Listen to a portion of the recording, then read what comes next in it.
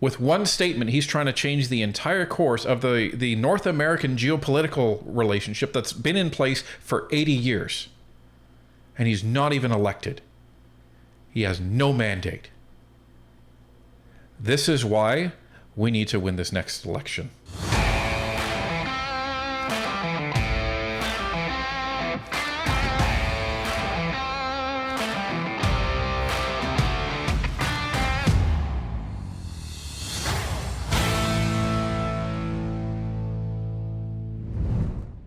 Carney attended a press conference today where he said something so shocking that no prime minister before him has ever said since 1939, and it highlights the absolute necessity for Canadians to win this next election. Let's take a look. Our biggest challenge as a country is becoming the most urgent. Over the coming weeks, months, and years, we must fundamentally reimagine our economy. We will need to ensure that Canada can succeed in a drastically different world. The old relationship we had with the United States, based on deepening integration of our economies and tight security and military cooperations, is over. Wow. So, when I first heard this, folks, I almost lost my mind.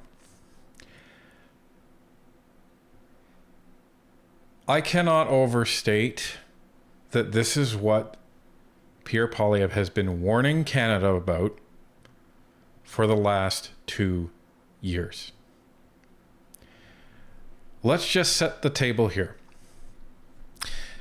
Mark Carney has spent 27 years of his adult life outside of Canada. He has worked for Goldman Sachs, one of the biggest money machine making banks in the world. He has spent time working for the UN. He has spent time working for the Bank of England, right, in that something like $20,000 a month palace that he was living in. He went to school in Harvard. He went to school in Oxford.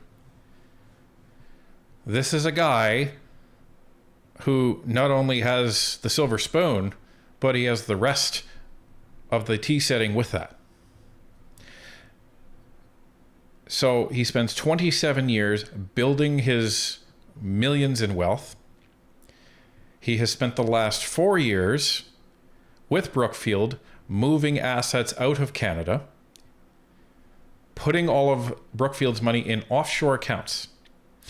Then he is appointed as Prime Minister of Canada, not elected a seat, not with any mandate. He's in the middle of election in the caretaker Prime Minister role, and he just made one of the most massive pronouncements of public foreign policy in Canadian history.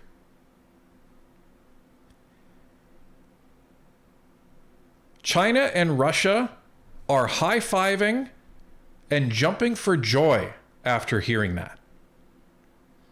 This isn't a conservative thing. This is a Canada thing. This is a national security issue. We are going to just turn away from our biggest trading partner in the last 80 years? What, you think you're just going to turn off the taps and that's it? You say to the US, hey, we don't need your military anymore. So that means what? China comes over the pole tomorrow, the US is going to say, well, you say you didn't need us. This guy,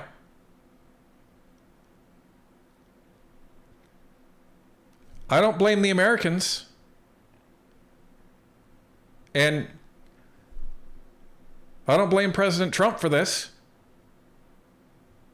I blame Mark Carney. Makes you wonder why he's doing this. Makes you wonder what's in those assets. Makes you wonder what he did discuss when he was in China. This is massive, folks. I can't even begin to unpack the significance of that statement. And for his sake, I hope it's not flippant. Let's continue. What exactly the United States does next is unclear. But what is clear is that we, as Canadians, have agency. We have power. We are masters in our own home. Nous sommes maîtres chez nous. We can control our destiny. We can give ourselves much more than any foreign government, including the United States, can ever take away.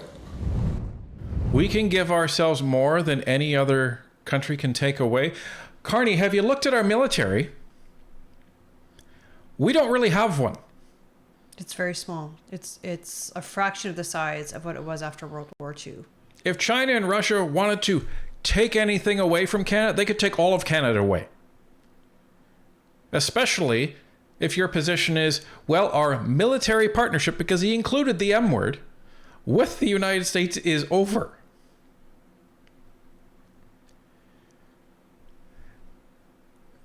This banker has no idea what it means to run a nation. Absolutely no idea. He thinks he's standing in front of a board meeting talking about a corporate takeover where you can say these things and it doesn't really matter too much. It only matters in dollars and cents. You know, and in that way, he's exactly like Trump. Says things that maybe you can say in business, but you shouldn't say when you're trying to run a country. And here's the thing, folks. What politicians say affect the stock market. So when he says things like that, guess what happens in the stock market for companies in Canada and the United States that have very integrated trading relationships?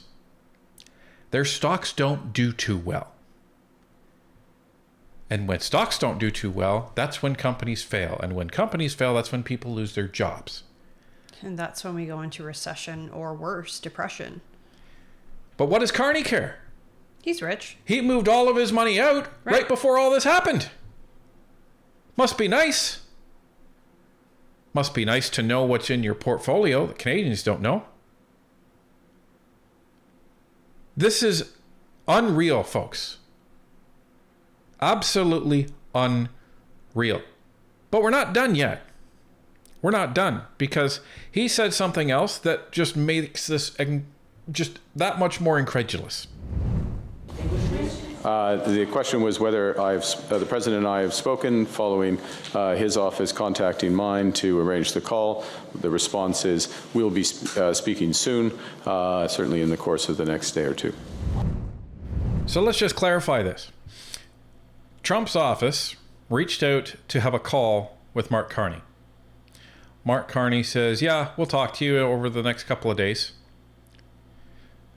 Carney has not spoken to Trump yet, just so everybody's clear.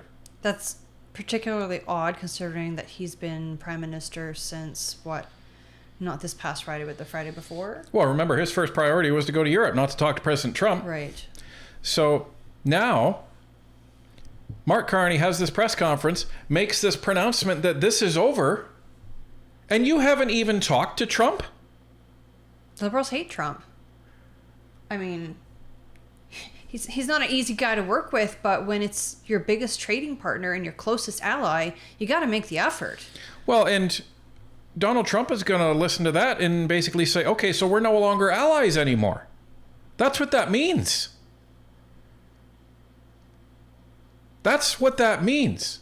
This is not an insignificant statement. This is insanity that he hasn't even spoken with Donald Trump and made this pronouncement. You haven't even sat down with the guy. As Tanya said, yeah, Trump isn't easy to deal with. And you know what? If you sit down with him and you have 3 or 4 conversations as the leader of the country, and you've tried and he's being unreasonable, well, then you can bring that suggestion, oh, where's that place again? The place where all of this stuff is supposed to be discussed before any major oh yeah, Parliament. Yeah. And maybe you better get frickin' elected first, receive a mandate, and get support of people before you start making these announcements. Right. He is a caretaker prime minister. A caretaker prime minister is supposed to keep the ship from going left or right. He's supposed to take care of our relationships with other nations. No major strategic changes, no major policy changes. You're literally supposed to sit there in the seat and keep it warm. But you know why he's doing all this, don't you? It's red meat for his audience. And this is the disgusting factor in all of this. Absolutely. Go ahead. Well, if we look at this chart that we have here, now this is from Abacus data, and they asked their random sampling of respondents what they're most concerned with. And if you look at the second category, dealing with Donald Trump, 45% of women, specifically aged 45 and up, said that dealing with Donald Trump was their priority. And men aged 45 and up were at 40% for that exact same point. That's, well, for the women, that's higher than any other category. And for men in that age bracket, the only thing that was higher was reducing your cost of living, the first group there. And we already know that women in that age group are, how do I word this correctly? Out of all the Liberal supporters, they make up the most. They make up the most, yeah. The women in that age group make up the most. So that's not to say that all women in that age group support Liberals, because we know that's not true. We have many women here at Northern Perspective who support Conservatives. But if you look at all of the Liberal supporters, women 45 and up make a good chunk of that support group. Well, and just look at this, right? The Liberal base used to be young people. That's no longer the case. No, it's not, because now young people can't afford a home. Young people can't get good jobs. Young people are in debt. Young people are not able to settle down and start a family because they don't have homes. Young people are afraid because the crime is so rampant in this country. Young people are dying due to addiction. Young people are really having a tough time. Like, you know, we've said it before, if we didn't already live in the home that we live in, we wouldn't be able to afford a home. So you essentially have the Liberal strategy to scare the living wits out of their new voter base, which is the older generation of Liberal voters, to make sure that they don't think about anything other than Donald Trump is coming to get me. Well, and you know, I saw something on Reddit that I think is, ironically, because it's Reddit, very astute, which is that these particular voters hate Donald Trump more than they love Canada. And that's concerning to me. Well, and this is the problem, right? You have, well, here's the main problem I see it.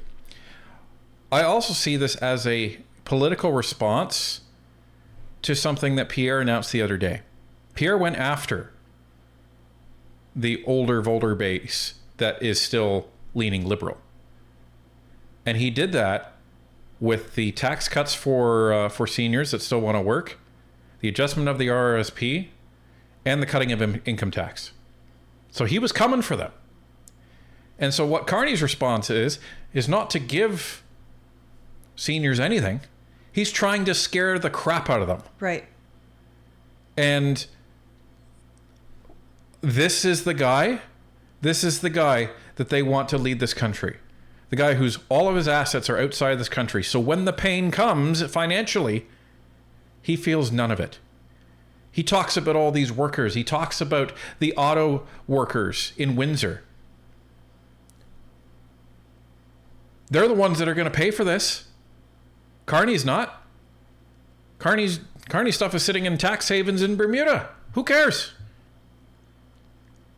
But this is the guy. He's not elected.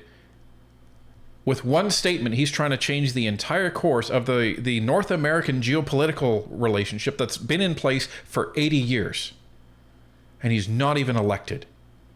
He has no mandate. This is why we need to win this next election. This is why the Conservative seniors, hats off to you all for standing up. And a lot of this is going to come on you in terms of talking to your neighbors, talking to your social groups, And it's going to be incumbent upon all of us to make sure that everybody that we know gets out and votes. Right. So, ladies and gentlemen, this is a monumental shift. This is the most significant statement I've heard of a prime minister say in 80 years. And the most baffling thing, although we should expect it, you know how many questions were asked about this? 0. None.